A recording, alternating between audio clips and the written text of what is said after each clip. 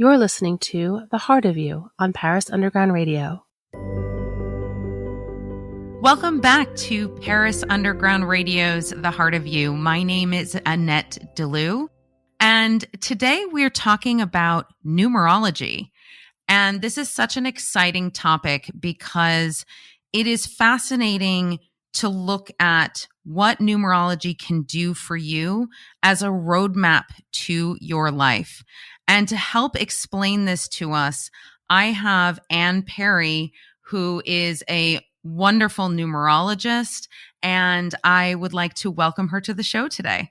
Thanks so much, Annette. I really appreciate you reaching out and asking me to be a part of your program. I wanted to start by asking you, what is numerology exactly? Just for the listeners out there who may not be familiar with what it is. Okay, so numerology is actually what we refer to as a metaphysical science. It's actually, I like to refer to it as a language. It's the language of numbers. It was discovered by Pythagoras. He was a Greek mathematician, and about 2,500 years ago, he started making connections to the vibration of numbers, and that the vibration of these numbers were able to indicate various cycles and characteristics and that sort of thing. So that's very nutshell kind of history of it and how it was born. But that's basically what it is. It is a language. It's the language of numbers and learning how to interpret it and learning how to speak numbers.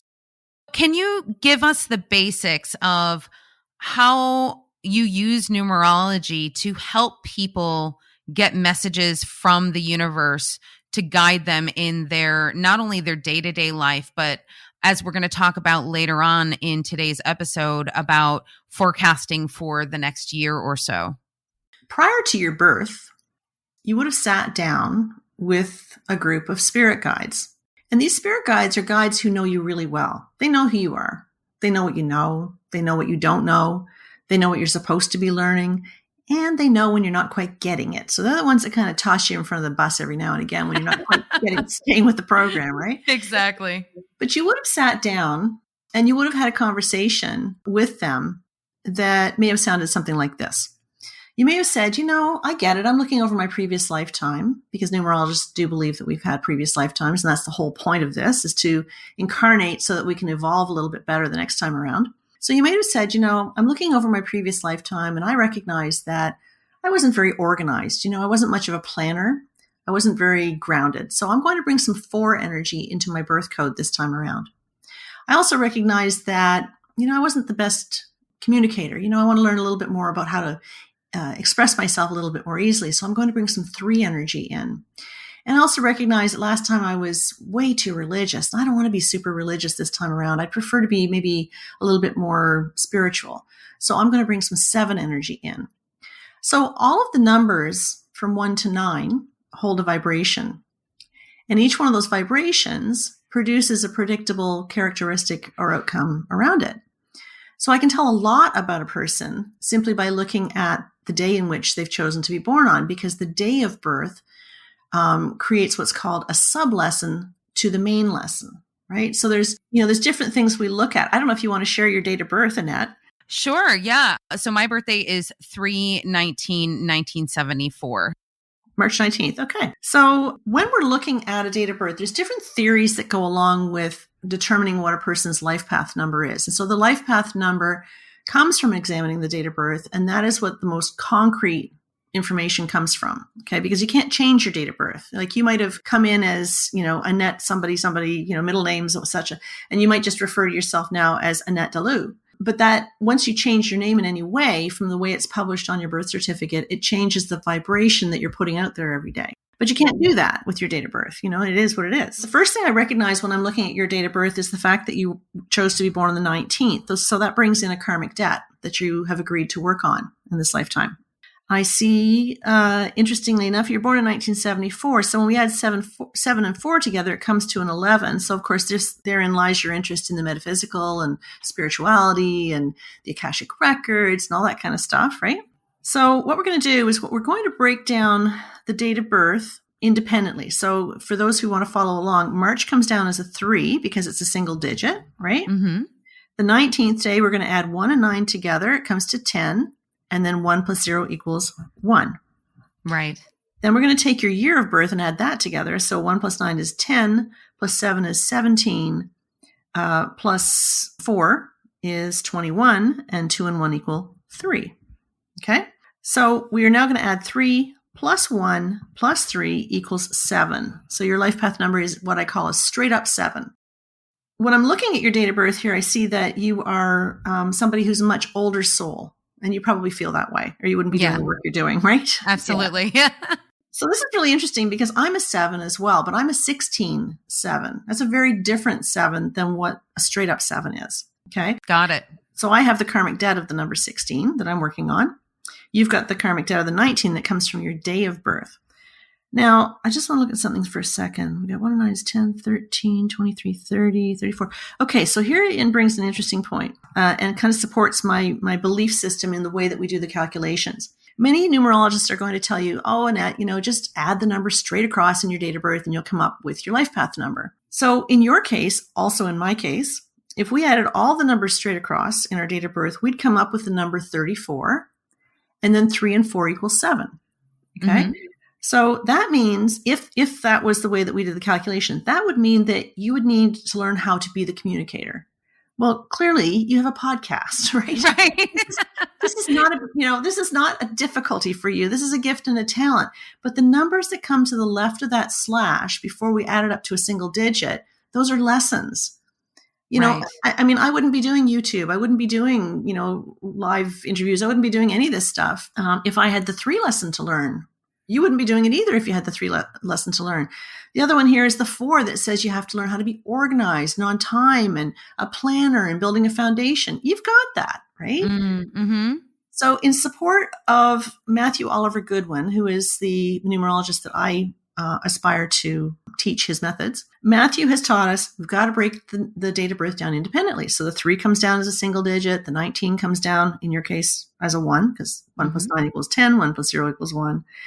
And then we have 1974, break that down.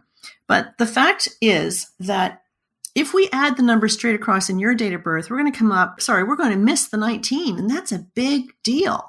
The fact that you have that karmic debt there, right? If you really want to crack your birth code, if you really want to learn more about why you're here and what it is you're here to do, I would suggest that you want to break down each component of your date of birth independently, like I just did for you. Right.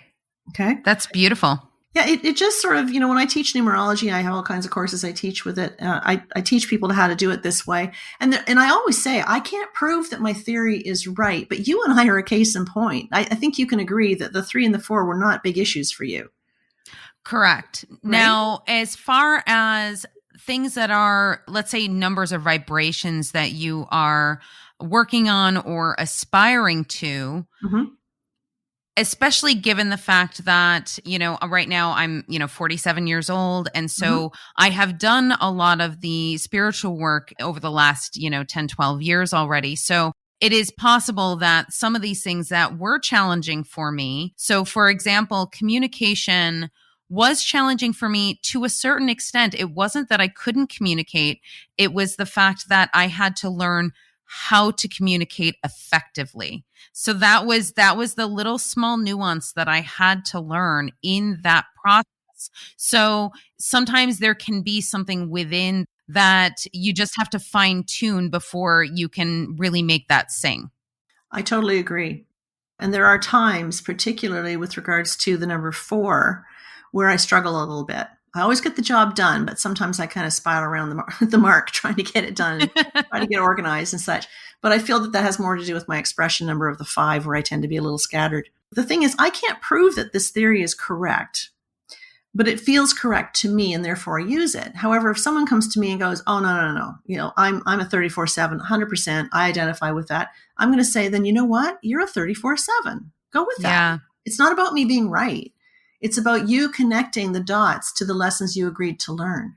It does have to do with resonance, as you're saying. If you are telling somebody that these are the numbers that you're working in your life path, and somebody says, well, that resonates, but this other piece doesn't resonate, it can be a couple of things. And I also say this within any lessons that you're learning in the Akashic Records as well, wherever you're getting your information. It could be simply that you're just not at that lesson yet. So there are other things that have to come and other things that have to transpire before you're faced with that lesson. And then maybe 5 years, 10 years down the road, you're going to look back and say, oh, right. Yeah, that was correct. Right? Exactly. Yeah, I was just talking about this with a gal in the Facebook group. I do specialize with master number 11s because they have a very high vibration and it's a little bit more challenging to work with. So I have a group called the Master Number 11 Community in Facebook. And I was talking to this gal because she was feeling kind of stuck and whatnot. And I said, there are so many layers to a numerology chart. There's many numerologists that might say, oh gosh, a life path number 7 and a life path number 8, oh, they're never going to get along. But I disagree because, if your heart's desire number, which comes from the vowels, examining the vowels in your full birth name, if those two things are in alignment, then there's a very good possibility you very much could make it, right? You have different lessons to learn, but if you're both going after the same thing, then chances are you could make it work. So we can't just stop at the life path number, even though it is the biggest contributor of information in a chart. We have to look at all the cycles that exist. And for example, your full birth name, you chose the vibration of your birth name because your birth name brings in the talents and the gifts that you want to have with you to support you on your chosen life path.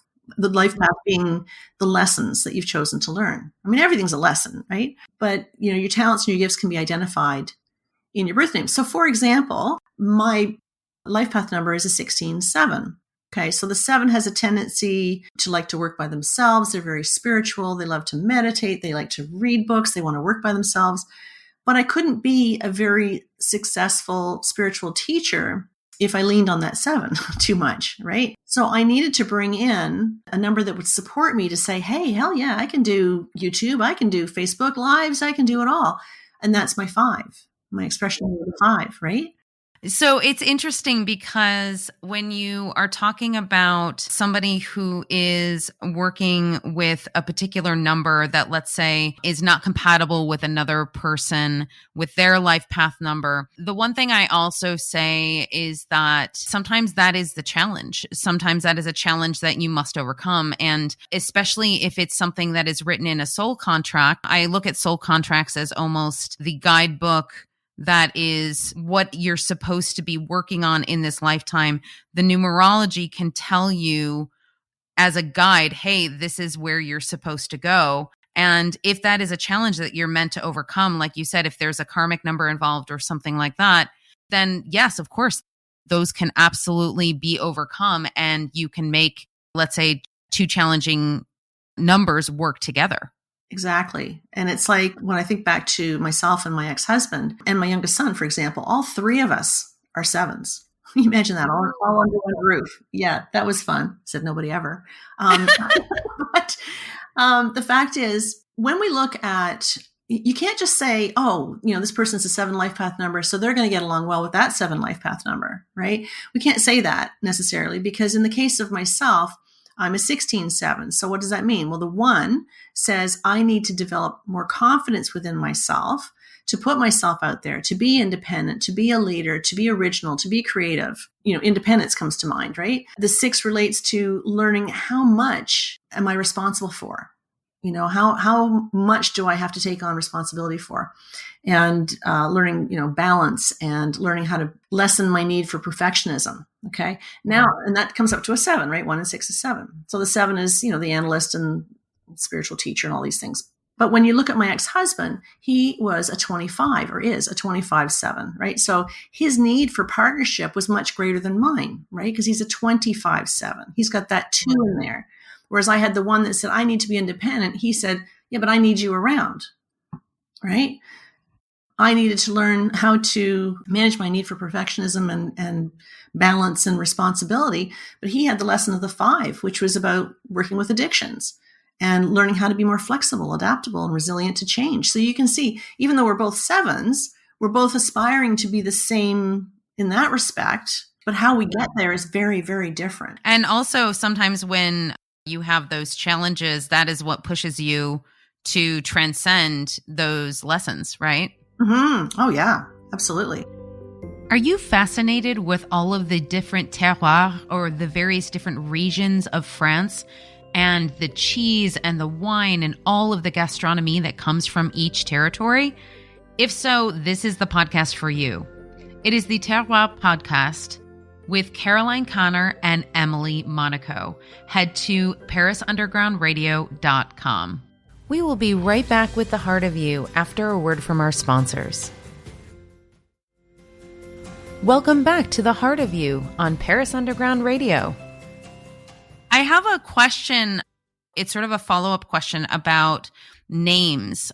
So one of the things that I did before I started my business, Infinite Soul Love, was I actually plugged in a bunch of different names of the business into a numerology calculator. I found one online, and it's funny. The one that I found was actually a Chaldean numerology calculator. And what was funny about that is because I am actually Chaldean, and I didn't realize that Chaldeans were very rooted in numerology. And that was completely delightful for me, right? Because of my lineage. I plugged in the name of the business and came out with the various different numbers and what they meant, and realized that I could actually choose the name of my business based on the type of vibration I wanted my business to vibrate at. And I just thought that was the coolest thing in the world. So I played with the name until I basically got exactly what I wanted. And I wanted you to tell us how people can do this for other things in their life that they're naming, like whether it's choosing a name after they get married or choosing a name for a business, things like that. So I love that you did that. I've certainly done that, of course, with the various businesses that I have had. And that the whole thing is, who do I want to attract? What vibration do I want to put out there? And so who do I want to attract? Is it money I want to attract? Is it a chance to empower people that I want to do? Is it to work one-on-one with people? So there's various numbers that, appeal to various things that we want to attract. But in terms of naming things, I get people reaching out to me all the time to say, well, what should I name my child? And I'm like, don't worry about it. Not stressing about it. The child has already decided what the vibration is. Whatever you choose to name your child is in accordance with whatever that child is hoping to vibrate at. Oh, that's beautiful. Yeah. So for example, when your mother was pregnant with you, she might have said, oh, if I have a baby girl, I'm going to name that baby girl Miranda. But when Miranda was born, they looked at Miranda and went, oh my gosh, no, she doesn't look like Miranda. Gosh, no, she looks like an Annette, but she sure doesn't look like a Miranda. So they named you Annette because and I'm sitting here playing with the numbers as we're speaking. And I find this really interesting because your first name, the growth number associated with your first name, which is all of the letters in your first, assuming this is your first name published on your birth certificate. Yes. Okay. It vibrates at a 7. Go figure. Oh, no kidding. Oh, yes. What a surprise. Yeah, exactly. And the first vowel in your birth name is an A. That's the self-starter. That's the entrepreneur. That's the giddy up. Let's do this thing. Let's take a chance, take a risk. Let's do it. Your cornerstone is an A. That's how, you do think about things for sure, but I feel like you can be a little bit impulsive too. Yeah, definitely. Yeah. And you have a huge need for your freedom. My goodness. You're a tough gal to put in a box. That's for sure. But sorry, I digress. That is very, very, very true. Yes. Yeah, I know, but that's what makes your program interesting, and that's what makes the work that you do a little abstract and out there, and people are expecting that from you. So I feel that the alignment is brilliant. What you're doing is absolutely brilliant, and it's totally in alignment with what you should be doing. Oh, wonderful. That's so great to hear. Now, further to that, when you're naming your business, I don't know what the number of your business is or what you aspired it to be, but I feel that that's very good to do that. I unlike the birth name of a child, I got to make sure that this child is this or he's that or what. I just don't put too much stock into that. I really feel the child already has decided on the vibration. So I don't get too hung up about that. But when it comes to things like a business where you are manifesting that business and you want to be very clear about what it is you want to attract or who you want to attract to that business or what that business is going to stand out and do. Yeah, absolutely. Of course. You want to crunch the name on the business for sure. Yeah. And my intention when I started this business was to be able to communicate clearly with people about spirituality and about their path and help them along that path. So it doesn't have to be as difficult as sometimes we make it, right? Right.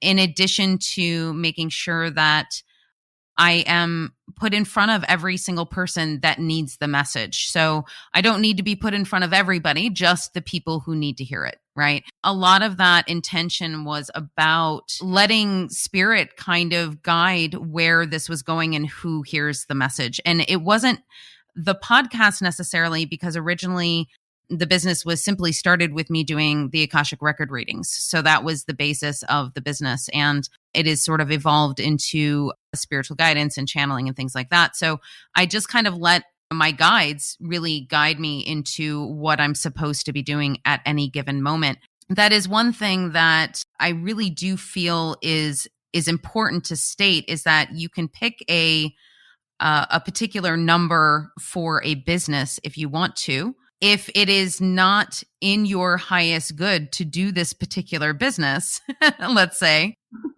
your guides are going to let you know. Just wanted to put that out there.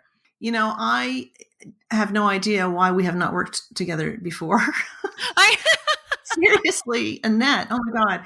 As you're speaking here, I'm like, my head's just nodding and bobbing up and down. Because seriously, I mean, the 7, I so get your journey, you know, and the 7 is the spiritual teacher. We have this need, we have this want, we have this desire. But I'll straight up transparency here. I've been self-employed for a long time. You know, I've had clothing businesses, I've had various other businesses and such. And, you know, nobody teaches you how to be self-employed. I mean, you can go to school and take some certain courses and whatnot, but really from a spiritual perspective, nobody teaches you how to do this stuff. And, you know, all I knew how to do was promote. You know, you put it out on Facebook and you advertise and you do the Facebook ads, and then you put posters out there and you do your free talks and push, right? And my personality is an 8, which, you know, that's just kind of how I was wired. And then I struggled. Like, I blew my business up when my husband and I separated and such, and it was a tough road back. But I realized that what I was doing at the time was I was chasing the money. I was, you know, how was I going to make it? How was I going to survive? How was I going to pay my bills? How was I going to, all of this, right? And then one day, I'm not kidding when I tell you, I was walking my dog and I was putting it out to spirit to say, I don't get it. Like, I think you want me to be a successful numerologist, but you got to throw me a crumb. Mm-hmm. You know, I'm grateful for this and that, but you're not really giving me much to work with here. I need more clients. How am I going to pay my bills? How am I going to do this? And it was all about the, how am I going to do this? And it was like somebody slapped me upside the head. And I went, oh my God, I forgot to ask, show me how I can be of service. Yes. And so once I made that shift into asking spirit to show me how I could be of service, I'm not lying when I say it. It was about 3 weeks later when all of a sudden it's like the skies blew open and everything started to fall into place. Yeah, absolutely. And I've never chased the money since.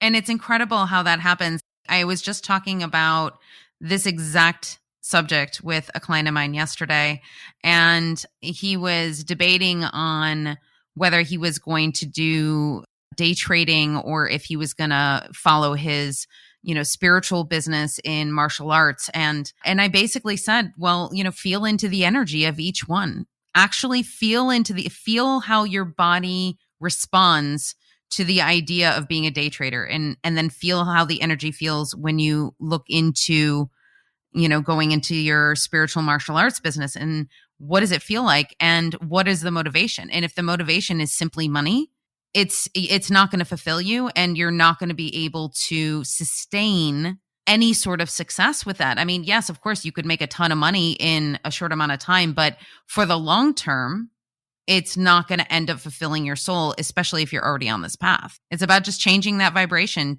Just a tiny little shift is all that needs to happen. And all of a sudden, this, like you said, the gates open up for you. Absolutely. And since then, I have created an affirmation I want to share with. Oh, please do. Yeah, your group. In respect to what we're talking about, I like to start my day by saying, I'm just so grateful that you are bringing me the perfect clients in the perfect timing for me. I love that. And that means that even the challenging ones, I don't often have challenging clients, but when I do, I know that there's something there. I know that it's mirroring back to me something I'm intended to learn. So I'm grateful. And I know that when you go through a little bit of a dry spell, if spirit is keeping the clients away for a little bit, you can look at that and go, okay. And later on, I might realize, oh gosh, that's because I got the flu, that week. I just didn't have time to have people, and spirit knows this, or whatever. But when we say, I am just so grateful, what we've done is we've raised the vibration on the message, right? Mm-hmm. And then when we say that you are bringing me the perfect, we are not saying what this has to look like. We are surrendering to spirit. We are surrendering in that moment. Bring me the perfect, whatever that looks like. In the perfect timing for me is when we seal the deal with trust. And that's kind of takes me full circle back to the fact that you and I are both 7s again. And that is our number one thing we need to learn, is how to trust in something bigger than ourselves. Yes, right? Absolutely. I can't tell you how many times I have gotten the card trust, because I'll use my Oracle decks or my tarot decks if I'm in a space where I'm having a hard time deciphering the messages myself, because it doesn't matter how high you're vibrating. There are times where we are just like, okay, I am so muddled right now. I have no idea what's going on. So, I'll go to my cards occasionally and I'll say, okay, go into a little meditation, pull a card. And more times than not, it's always trust. And I was like, damn. Grr. Well, yeah, but I mean, think about it. I'm cracking up as I'm looking at your name, because of course mine's ANN. Right? Yes, exactly. And yours is ANNETTE.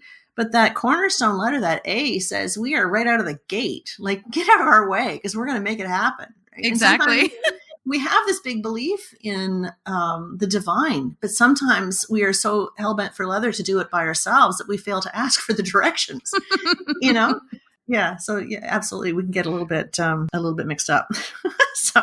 That's sort of our path to navigate, right? So, I mean, our path to navigate is to have trust that things are going to fall into place exactly when they need to and how they need to. And it's been shown to me time and time again through experiences, through synchronicities, through all of these things and experiences that I've had in my life. And I can almost guarantee that you've had the same. And yet there are still those moments where you're still not trusting. And I can just imagine my guides up there laughing, going, really? You're still not trusting? Really? After all of this? I ran into that recently. I ran 2 4-day programs. I ran them on Facebook between November and December. And I'd never done this before. This was something quite different to teach it in this way. I hired this guy out in Vancouver to help me out to design some Facebook ads and to put them out there and whatnot. And inside I'm going, no, Anne, no. This is not how you do this, right? You know that they don't work, right? But no. Anne had to chuck a whole bunch of money at that, right? Just to have spirit go, yeah, told you so. So it actually, I proved to myself, and you and I were talking about this earlier, about the whole StreamYard thing, doing the live streams. And I have learned that, when you're in business for yourself, you're it. Like that's what you're selling is you, right? It's that connection, that relationship. So putting yourself out there rather than going into the societal norm that says, oh, I've got to, take these ads out and I got to do this and that. And you know what? If you were in alignment, if you're in really good alignment that can be identified from your numerology, if you are in really good alignment, spirit will reward you. When you surrender and you trust in the process and just allow it to come to you rather than constantly chasing it, spirit will reward you. But the big deal is we have to trust. I've created a program. It's a bit of a selfless plug, but I've created a program called How to Speak Numbers in Your Business. It's based on those principles, is learning how to apply numerology to your business. Oh, that's beautiful. Yeah, it's fun. It's really fun. Is this a program that you have on your website that people can just go to and sign up for? Yeah. The first one's already sold out, the January group, but I've got another one starting February 22nd. Oh, wonderful. As a little mid-episode plug for Anne's website, I'm just going to let you all know that her website is Anne Perry, so ANNPERRY, numerologist.com. So you can find any of those programs. You can also get a consultation, a session with Anne about your own personal numerology, similar to obviously what we've just been talking about. And if there's anything else you would like to add. There's various opportunities to connect with me. I have group opportunities in the Master Number 11 membership. And that's where we have live events every single month. I can see you as a prospective guest already, Annette. Oh, well, thank you. Oh, that would be amazing. Yeah. So we do that once a month. We have live events and such. And there's personal readings and there's courses and there's personal coaching and there's all kinds of stuff in there. So, but whatever feels right is the way, that's how it goes. Lots of wonderful. And I always tell people that always use your intuition as your guide. And if this is pinging your spidey sense, so to speak, then definitely head to her website and check it out. Whether you live in France or whether you're just trying to learn French, sometimes navigating the nuance of the vocabulary can be daunting. Navigating the French is a podcast that explores each one of these nuances that will help you integrate the language into your everyday vocabulary and help you understand the history of that word or concept. Emily Monaco is a delight to listen to. So head over to Paris Underground Radio, Navigating the French.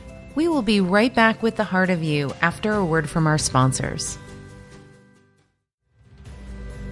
Welcome back to the heart of you on Paris Underground Radio.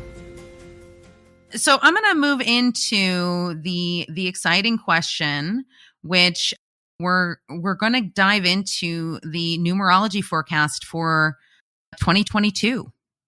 2022. Yes. Okay. So when we talk about a universal year, that's when we take all the numbers in the year and we add them up. So last year in 2021, 2 plus 0 plus 2 plus 1 equals 5. So we were in a universal year of 5 last year. When you think about it, there were a lot of global things going on. We had all kinds of earthquakes and unimaginable mudslides and all kinds of interesting things that happened. Fires and all sorts of things. Yeah. Well, fires. Absolutely. The fires were crazy. Yeah. So 2021 was a 5 universal year. So the 5 brings in the unexpected. It causes us to all collectively as a universe, regardless of where you are in your own personal cycles, this is like an umbrella energy that's affecting you, all of us, in the same way. So the 5 energy says it's change, shake it up, make it different. I'm getting restless. I'm getting bored. Like I just gotta chomp at the bit and make something happen. So when we back it up yet another year to 2020, that's when we first encountered COVID, and we were all asked to get back in our houses. Stay safe, get in your house, don't see people, go to your room, basically. Yeah. So we were all kind of in our timeout chairs in 2020, and we had to really consider, what is our foundation? Because 2020, 2 plus 0, 2 plus 0 is 4. So the 4 is a foundational number. So how is my family life? Well, guess what? I just got locked in my apartment with my family for the next however many months. I guess I'm going to figure it out really quick. Yeah, absolutely. And maybe my job changed up a little bit, the foundation of my work, and maybe how much I was being paid and all these things. So we're really being asked to get in our timeout chairs and figure out what our next steps are and how we need to build our life moving forward. But as we shift into the fall being September, October, as we shift into the fall, we start shifting out of that universal energy into the next universal energy. So 2021, we went into a 5 energy. This is when everybody started getting a little bit more relaxed about COVID, and the things started opening up a little bit. So we were all kind of seeing a few more people and things seemed to be going okay. And then we come into 2022, which now brings in 3 number 2s. Okay, so that adds up to the number 6.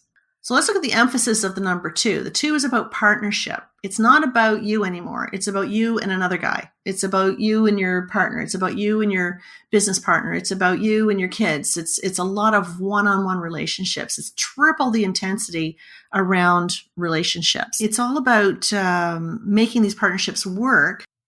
When we break down 2022, the 2 and the 0 talks about sort of the tone, okay, which is all about balance and harmony and such. But the 22 has a very direct influence, okay? So that 22 is a master number, and the 22 equals a 4, 22, 4. So the 2 2s are about partnership, and the 4 is about the foundation. So the emphasis this year is going to be more around who can I engage with to create a stronger foundation that will support humanity in some way. Oh, that's beautiful. Well, when you think about it, you reached out to me. Okay. So now you and I are partners in this podcast creating information that hopefully will support humanity on some level in helping them to create their own foundation. So this is going to be a really great year to connect with people who have a similar vision to yours. Wonderful. Right. So if you're looking to create anything, consider partnership rather than independent action. Okay. Because it's hard to build a house. It's hard to put 4 posts in the ground, a structure, without somebody else holding up some stuff right, to create it. So, the 222 is going to be about partnership. It's going to be about patience and balance and collaboration and cooperation and compassion. So let's bring in the 6 energy. Okay. So we've got 2 plus 0 plus 2 plus 2. Okay. We've got a 6 in there. So the 6 brings in somewhat of a judgmental tone. Okay. Because the 6 also brings in the need for perfection. So it's asking us, 2022 is asking us to see each other for who we are and for where we're at in our evolution, to accept everybody to the point where they're at in their evolution, rather than looking at them as, gee, I wish you were this, or I wish you were that.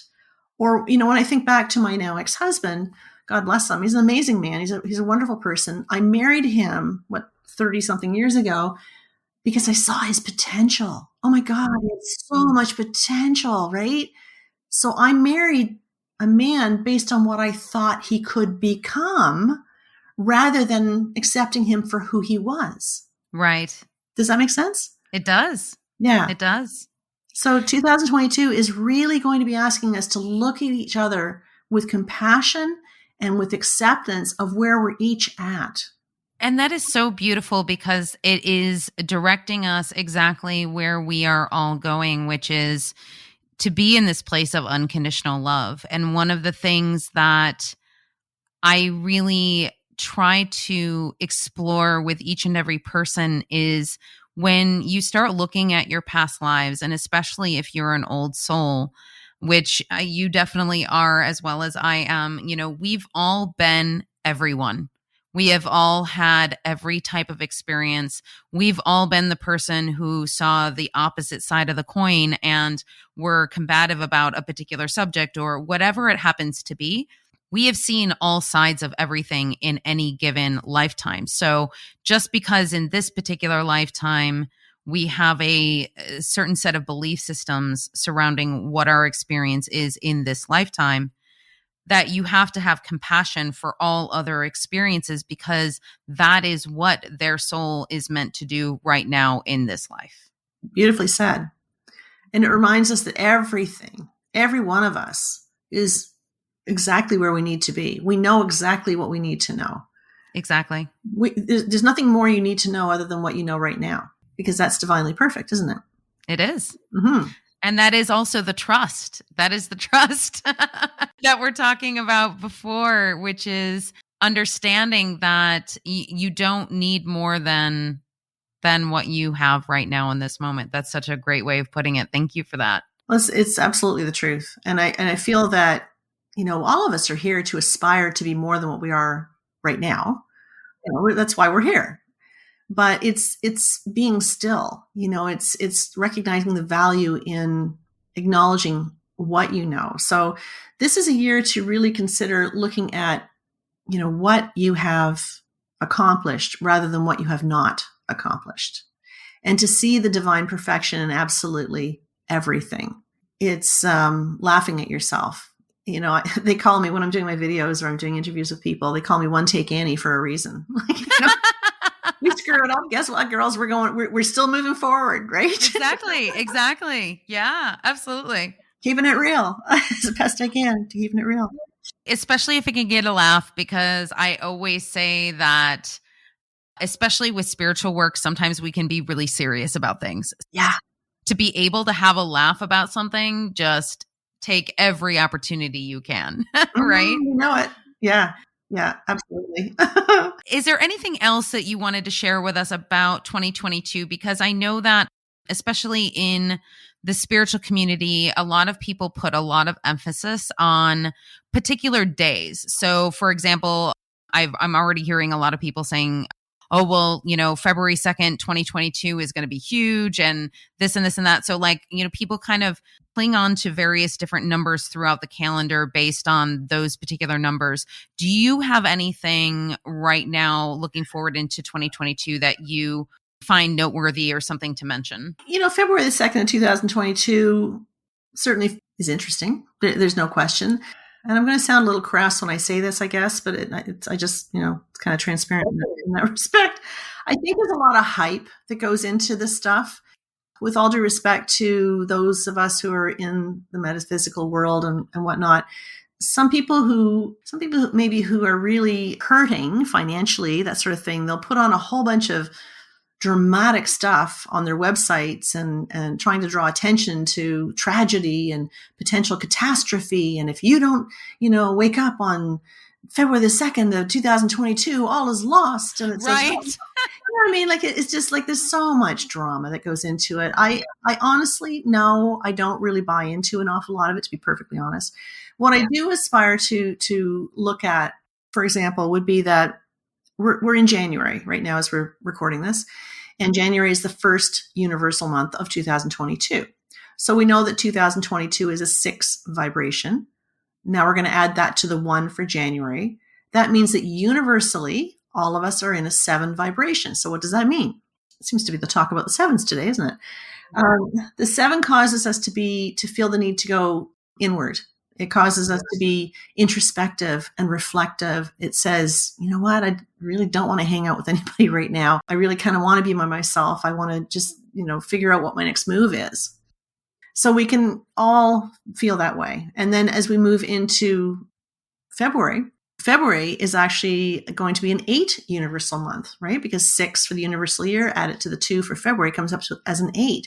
So if there was anything I could say about February, it would be that whatever you thought about in January, there's a very good chance that you're going to be able to manifest it in February. Oh, that's actually really kind of exciting. Yeah, it is very exciting. Now, your personal year, which I know we don't really have time to go into all that, but you also have a personal year, right? And the personal year is easy to determine. You have to figure out your universal year first. So 2022 is a 6 universal year. So month plus day plus the universal year tells you what your personal year is. So you, this year, are in a 1 personal year. Oh, cool. Right? So you got to understand, you only get a 1 personal year once in a 9-year cycle. So you're going to kick some serious ass this year, because seriously, it's like, it's go time for you. It is go time. What does a 1 mean when it comes to the vibration and the numbers? The number 1 is being the self-starter, initiating, planting seeds. From a personal year, for you being in your 1 personal year, the 1 is all about starting something, planting the seeds. The universe is going to give you the energy you need. It is go time, right? They will give you the physical, mental, emotional, and spiritual energy to get the job done. If we have time, I can quickly just run through the 9 personal years if you like. Yeah, that would be great. And before you do that, I want to point out something you had said earlier, which is anyone who talks about particular days of the year or particular dates. And if there is ever anyone that you follow on Instagram or anywhere else on YouTube who is peddling fear, walk away. Walk away. Just walk away. There is no room for fear in any of this work. And if anybody is saying, as you were saying, and if anyone is saying, well, you have to do this by this time or all is lost. No, just no. So walk away. And I love the way that you broke that down as far as, oh yeah, well, okay. So February 2022 is significant in this way because it's going to be a really good place to have everything manifest that you were planting the seeds for in January. That is really valuable information to know, because now you're like, oh, cool. Okay. So as you said, right now, as we're recording this is January. I still have a good, 3 weeks left of January. So I better, hammer down exactly what I am manifesting. So come February, everything comes to fruition, right? Yeah. That's really great.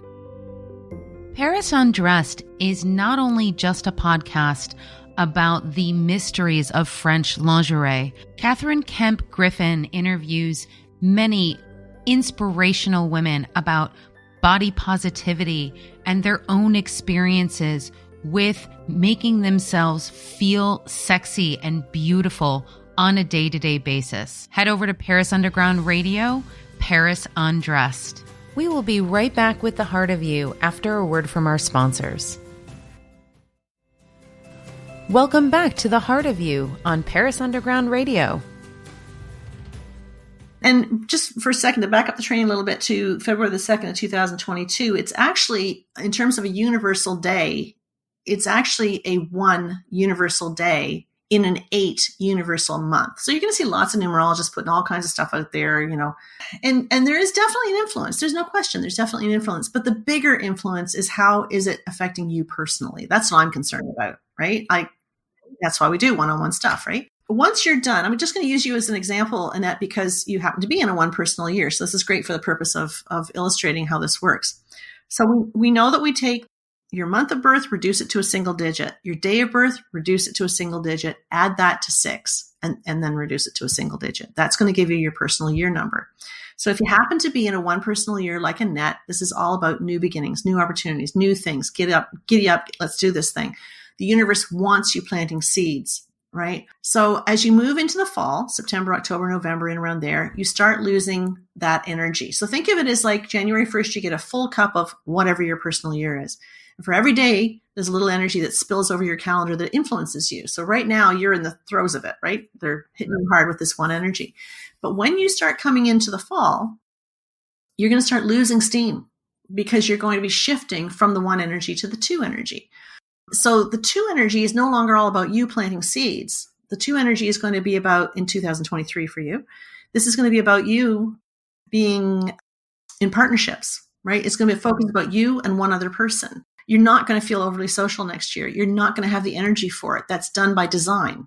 Okay. The universe says, get in your timeout chair, Annette. We want you to sit, rest, restore, nurture what you started the year before. We don't want you starting anything necessarily new. We just want you to kind of nurture what you started last year. Because when we start pushing you into the fall and into 2024, the vibration of that 2024 that comes in a couple of months before it actually becomes the next year, we're going to shift you into a 3 energy. Guess what? It's giddy up time again. So there is an energy, if you will. There's an ebb and tide. Okay. 1 year they throw you forward. The next year they bring you back. So you rest, and then they throw you forward again. Then you come back and you rest. So you've got to know where you are to be able to take advantage of it, because you only see it once in a 9-year cycle, right? So we've got covered number 1, number 2. Move into number 3. Your energy comes back. Now all these ideas start flooding to you. You become more creative. You want to socialize. You want to express yourself. That's what the 3 is all about.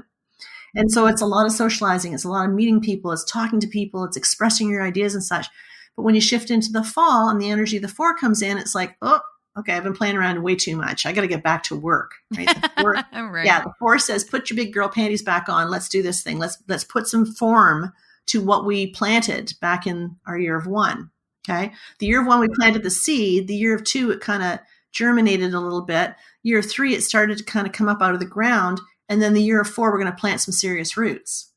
So it's about focus and discipline and hard work and effort. The ability to focus is very acute in a personal year of 4. So you have to be extremely vigilant that you are going to focus on what you are trying to manifest rather than focusing on what's not going well. Because, right. Anything you focus on is going to come closer, right? Absolutely. Yeah. I have been getting, actually not since the first of the year, but I had been getting a lot of little pushes in November, December of last year. You don't want to manifest this, so pay attention. And I very much was like, yeah, oh, wait, hey, yeah, you're right. Okay, I need to shift this, So it's sometimes that we are on automatic pilot because it's something maybe we've always done, or something that is a habit that kind of comes up every few years or something like that, something that we haven't looked at yet. And then, yeah, the universe will definitely show you that. So that's good to know. You said that's with the 4 year, that's where you have to make sure that you are in your clear energy for manifestation, right? That is true. But when you reflect back upon the fact that last year in 2021, you were actually in a 9 personal year, which says, I got to figure out what I have to kick to the curb. I have to, right? I have to release and let go of that Perfect. which is not serving me well. I have to empty my trunk so that when I go into my personal year of 1, it's going to be empty and I'm going to travel light because I'm going to gather stuff over the next 9 years, right? That is incredible. Wow. Yeah. Okay. Well, that's exactly what happened. Yeah. Yeah. And so when we shift from the 4, the personal year of the 4, which is about focus and discipline and hard work, you start getting a little itchy in the fall because you're shifting into your 5 energy, which is all about change, shake it up, make it different. Unexpected events, didn't see that coming.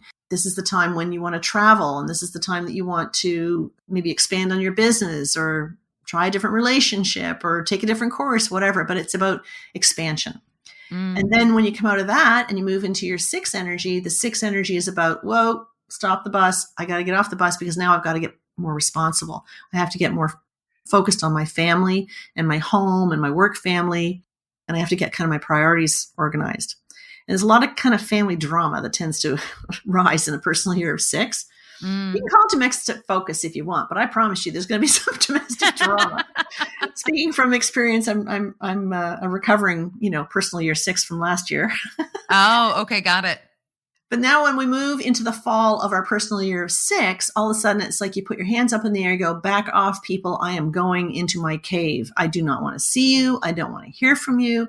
I just want to hang out by myself in my cave. I want to read. I want to study. I want to figure out what's my next move. Because the 7 personal year is about what's next for me. What do I really, really want to do?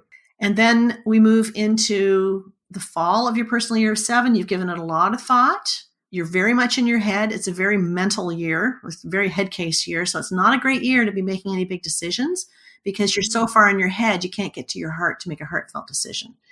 So it's better to kind of wait until deep into the fall before you start making any decisions. And that's when you start tapping into the 8 vibration, which, as many of you know, the 8's about the manifestation of that seed that you planted back in your year of 1. It's finally coming together in a bigger form, right? I'm not saying that you have to wait that long for anything to manifest, but certainly in its biggest form, the 8 personal year is a great one for that. And then when we shift, the 8 personal year is also about taking back your power. Wherever you've been giving your power away, it becomes very evident, very obvious. And you start demanding what you're worth and you stop people taking advantage of you and you start setting healthy boundaries. That's very common in the 8 personal year. Move into the fall. It's like, what do I need to release and let go of? I love the year of 9. I freaking love the year of 9 because I like to know what's got to get kicked out of the trunk so I can move forward. So we take a look at, the people that we're hanging out with. Do they still get us or have we outgrown them? Have they outgrown us? Do they serve any really big purpose for us? Or were they just kind of there for that part of the journey? And now we need to kind of gently release ourselves from them and move on. Because what we're doing is we're sending a message in our 9 personal year to say, hey, universe, I am creating space. I'm cleaning out my trunk. See that space in there? You can bring me what's more important to me now. So this is not a year to go out and buy something and bring it home. Because if you do, you've got to ask yourself, what am I willing to sacrifice in favor of keeping this thing I knew I had to have?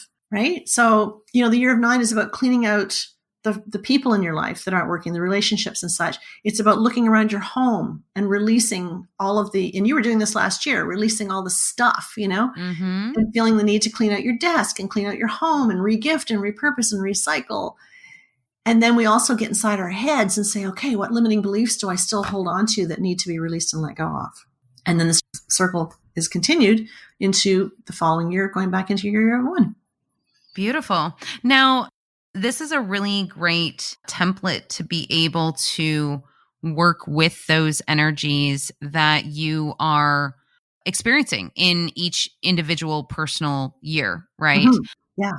Is there a potential, which I already sort of know the answer to the question before I'm asking it, but I would like you to sort of elaborate on where those challenges could come. So let's say if I'm working the 9 year that I just got out of, okay, and the purpose is to, clean house and get rid of the things that no longer serve me.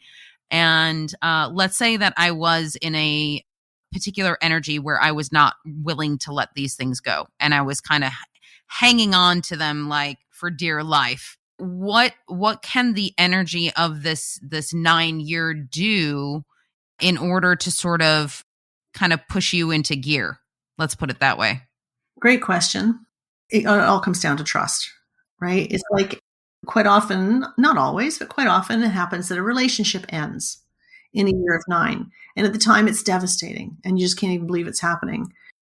But as you move into your one personal year and the next relationship comes, it's like, wow, I had to release myself from that one to make the other, to leave the door open so another one could come in. So once we understand the vibration, as the example you said of the number 9, it's like, okay, if I want to attract something new that is better in alignment with me in my evolution, I have to be prepared to let go of something first. Now, having said that, and I can't get into this here because it would just take too long, but when I look at somebody's chart, when I'm doing a reading for somebody, one of the things that I look at very closely is how does your name, your birth name on your birth certificate, how does that affect your experience in, for example, your year of 9? So, for example, it's what they call an essence. Okay, so an essence begins on your birthday. So your essence begins in March. Mm-hmm. So I know that when you crossed over into 2022, you brought with you an essence that was already at play for you back in 2021 because your birthday's in March. Okay, so the personal year begins in January, but the essence begins on your birthday. So you're always bringing with you an essence that's already at play. So let's say you shifted into a 9 personal year and you brought with you an 8 essence. So we know the 9 is about endings. This is numerology in its simplest form. The 9 is about endings, and the 8 relates quite often to your money or your power and your authority. So I would look at that at a glance and go, I don't know. I'm kind of feeling like the way in which you earn your money might be ending. Right. That doesn't mean to say that you're not going to have another job. It doesn't mean to say it's a bad thing, but just be prepared that there is a very good possibility that the way in which you earn your money is going to change. It can also mean that you might say, enough already. I've been living with this narcissist long enough. I am so done. I'm taking back my power and I am out of here. Right? There's that possibility too. So, we can't just look at the personal year and tell what's going on. Like you can get a pretty good snapshot, but if you want a really good snapshot, you've really got to examine the name on the birth certificate.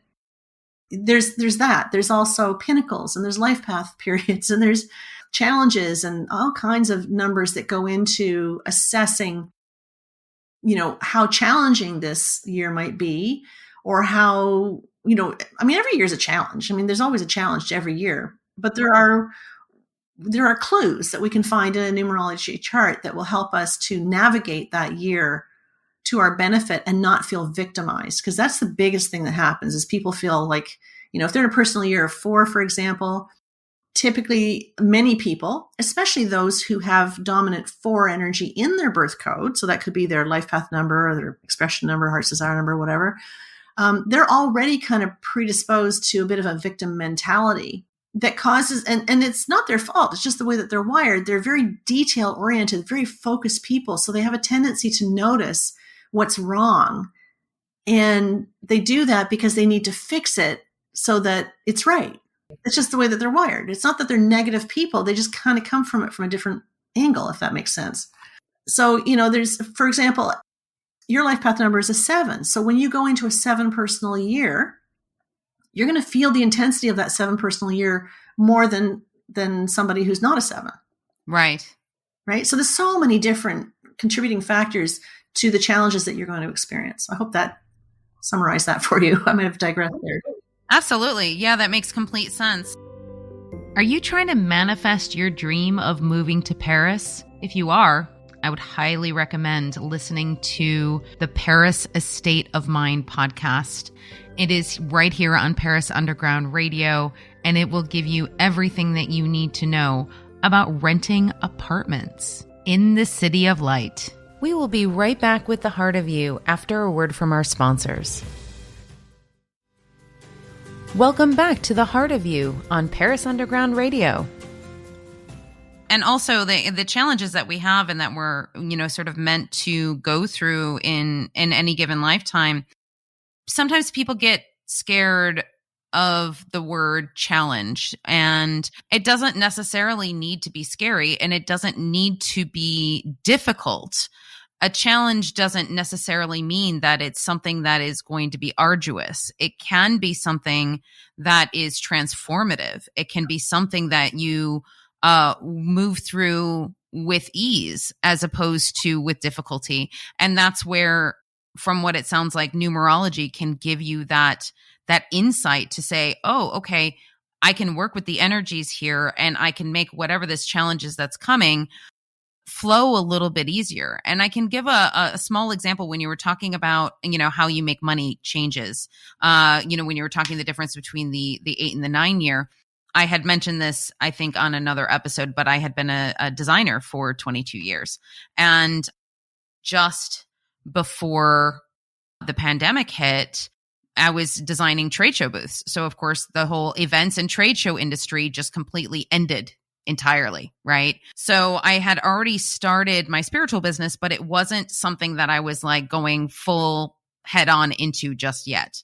At that moment, the way that I was making money was going to change, and it changed relatively quickly because, one industry just completely ended, and I knew that portion of my life was going to end anyway. I knew it was coming to an end and that the spiritual work was going to take precedence. I didn't realize it was going to happen that quickly. And eventually the universe, just completely supported me in that shift and in that change. And had I not sort of known that shift was coming, had I not felt that, it would have been devastatingly jarring to all of a sudden have your entire industry fall out from under you, right? It's so interesting when you're talking about it. It brings me back to, 9 years or so ago when I was done with the job that I was working. I was doing this kind of work part-time, but I didn't have the courage yet. There's that one kicking in. I didn't have the courage to really step into it 100%. So I still had what they used to call, the real job. Yes.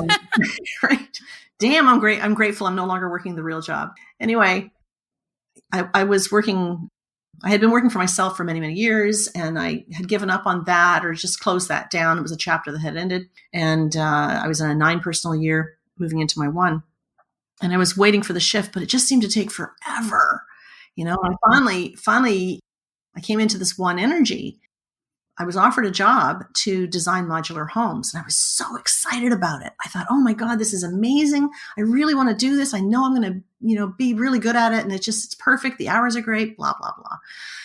So they gave me the job right there at the interview. They were impressed with my resume and whatever. And so I'm walking across the street after I've gotten the job, and I'm walking across the street, and I'll never forget it. I remember looking up saying, okay, Spirit, if this is not the right job for me, you better throw a bus in front of it because I'm about to manifest it. Now, what made me say that? I don't know. I have no idea because I was so excited about it. Why would I even put a little bit of doubt in there whatsoever? But I don't know. I just felt this need to say, if it's not right, make something happen, right? So the next morning, I got a phone call from the gal that hired me, and she said, oh my God, Ann, I'm so embarrassed. I can't believe this. My business partner had already hired for that position when I interviewed you for it. And I'm sorry, I can't offer you the job. And I, Wow. a little disappointed. Okay. Yeah. However, I had already interviewed for another job that was kind of like, like one of these things is not like the other. This particular job was selling moving and storage. Okay. So it wasn't exactly in my wheelhouse, but it was going to feed me for a while. So, all right, whatever. I guess I'm supposed to go with the moving and storage business. And I went to work for the moving and storage business, and I found my soulmate. Oh my goodness. Yeah. And it was like this 1 personal year. And it was like, wow, I had no idea. But I was resistant initially, but I finally had to just go, okay, there's a reason why I didn't get that job. And there's a reason for everything. And Spirit has a bigger plan for me. But we can get really hung up in expectations. It's a 1 personal year. Come on, I'm supposed to have that new beginning. Well, it took a little longer than I anticipated because it was deep into the fall when it happened. But it's magical. And I when I look back on it now, I just can't believe how well it lined up. That is so beautiful. And so much gratitude for looking back on those situations about how you worried and how you were stressing out about how things were going to work out. And then you look back on it and you're like, wow. Yeah. Thank you. Thank you. Thank you. Thank you. That was so amazing. And if this is anything that is actually going to teach us something, it is looking back on that and saying, why did I waste all of that time worrying when it all worked out the way that it needed to? Oh, you're so right. You're so right. And when I do a reading for somebody, I always reflect upon the year before.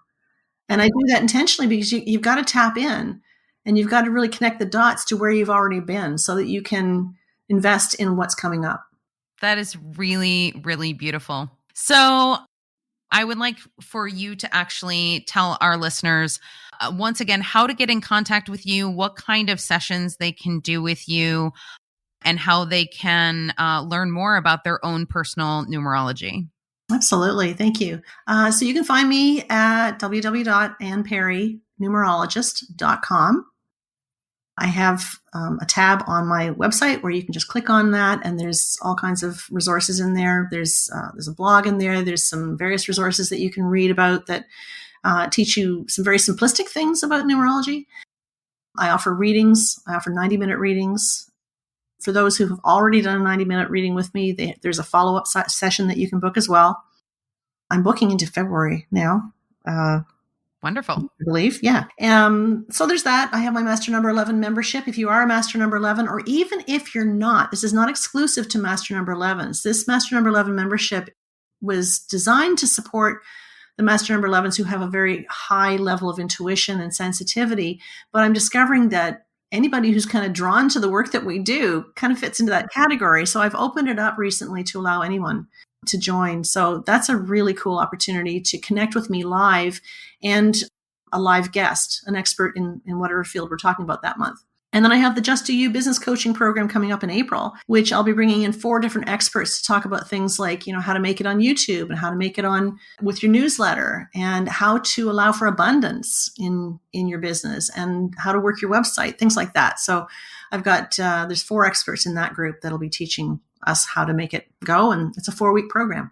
I would love to share time with your listeners. That sounds incredible and so important as well, because the one thing that I do know about, especially when you're doing the spiritual work and you're doing it as a business, that doing the practical things such as like learning how to make it on YouTube and things like that, they're actually really important, because you can manifest all you want, but if you don't have the skills yet, it's you have to learn how to do that first. So, so that's really great that you do that. Yeah. Yeah. No, I've learned so much, and one thing I just quickly want to share is that, for anybody out there who's kind of struggling to do what Annette and myself do and be the spiritual coaches and the teachers and such, and maybe you lack a little bit of the confidence and like, oh, who would ever want to listen to me? And why would I ever want to put anything out on YouTube? Terrified of the judgment, terrified of, not knowing enough and that kind of thing. There's one thing I learned, that YouTube was probably the biggest healing tool I could ever even imagine using, because I'd been on it for about 4 years, but when I I got chased onto it, I had no interest in being on YouTube. That was the last thing on my agenda, but I got chased onto it by 2 very well-known psychics in our area that I didn't even know. And they both reached out to me to say, you have to get on YouTube. Your spirit guides are with us. You're not listening to them. They've come to us. They're desperate to get you out there. So anyway, I love when they talk to other people that and they're like, hey, can you give this message to her? Because she's not listening. I love that. It's hilarious. I was clearly not getting the sticky memo. Anyway, when I finally went on, I was, suffering from this whole imposter syndrome, like I'm not good enough and somebody's going to call me out and those big famous numerologists are going to come after me and I'm going to let people down. And I eventually got a message that I want to share with your listeners. And it said, don't you ever worry about what you don't know. Don't you ever worry about not being good enough or smart enough or educated enough or experienced enough. Don't worry about letting people down. Because in the end, Spirit will only guide people to you based on what you already know and what you already have and who you already are. Oh, I love that. That is so good and so true.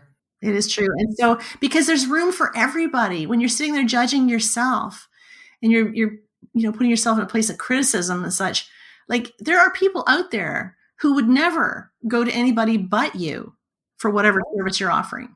So you are enough right now. Absolutely.